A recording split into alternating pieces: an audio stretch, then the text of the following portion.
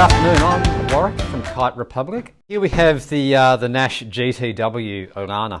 So the Alana, the female specific graphic. The 10.6 also shares the same shape, so they're one and the same. But you know, I even have plenty of male customers that come in and have bought the Alana purely on the graphics because it exudes that nice Hawaiian influence which Naish is so well renowned for. So the GTW is the next construction level up from the GS.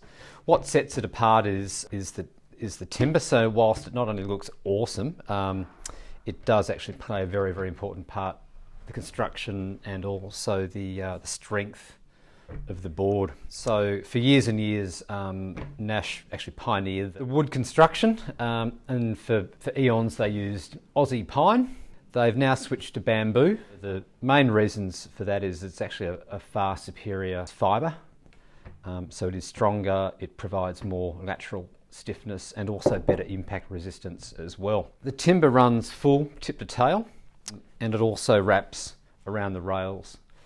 So the importance of that is the rails are actually where the majority of the strength is in any board. With the bamboo wrapping right around the rails, it provides a lot more strength and also stiffness. The other thing with the bamboo also, when you're not catching waves, when you're just paddling, you are standing in the one position for a long time. So what the bamboo also helps limit is the amount of compression through the deck, as in getting soft spots. Well, that's pretty important as well. You go from the GS onto the GTW, slightly different deck pads, so you do go back to the diamond deck. Yes, it is a bit more aggressive on your feet, but the reason behind that is it actually does provide you with better grip in the crocodile skin. So where that's important is when you're surfing and you're placing a lot of pressure from your heel through the foot onto the balls of your feet to turn the board and get it on the rail.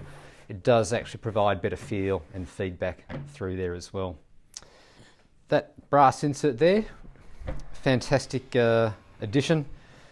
So quite simply, it enables you to attach your windsurf rig onto the board. It's just been a fitment part of the GTW range for ages. And these things, under 20 knots, just with a small soft sail, do double up very, very well as a windsurf board, and it's heaps of fun. Again, same handle as we saw throughout the Naish range. You go to the bottom, again, they've kept the matte finish, just for durability wise, when you've got the board on its bottom on the sand. And same fin setup, US box in the back, FCS side fins as well. And the board comes with the full fiberglass fin setup, which is pretty nice. And this thing is a very, very attractive board. There also is a marginal difference in weight. These are probably about 1.5 kilos lighter than the GS model, where that's handy, in particular for the women that buy this board. It's easier to carry and transport and put on their roof. So all good things. Righto, so you know, whilst the Alana and the Nalu are all-round boards, there's a couple of features on these that actually put them in that next level. That yes, you can paddle these on flat water, small chop, bit of touring. They actually paddle. They're quite a fast board in their own right, and they track very, very straight as well. One of the reasons for that is it is 30 inches wide, not 32, so there's less tendency for the board to yaw. One of the things on the 10.6, which they introduced a few years ago, is just this slight lip on the rail for when you are paddling flat water or a small chop.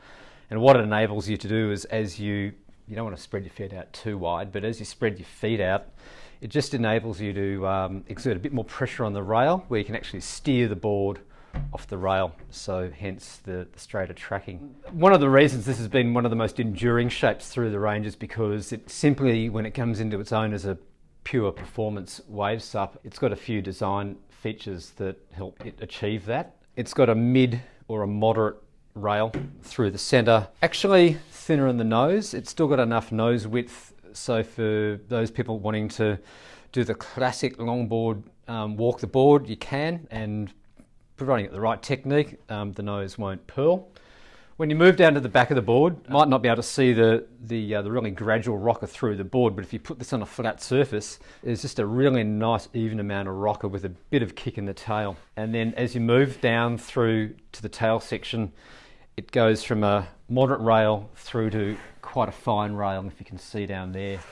And then also just a gently rounded pin, which allows you to release the tail and be able to go from rail to rail. And another thing I want to add is the 10-foot category is actually the category that's going ahead at the moment. You'll actually see quite a few surfers surfing on these in comps. That's how highly they are rated. So keep that in mind also if you're a slightly heavier rider still looking for a high performance board. So that is it on the Naish GTW range. If you want to check out more, go to our website at kiterepublic.com.au, and we can also arrange a demo for you on one of these fantastic boards. So see you on the water.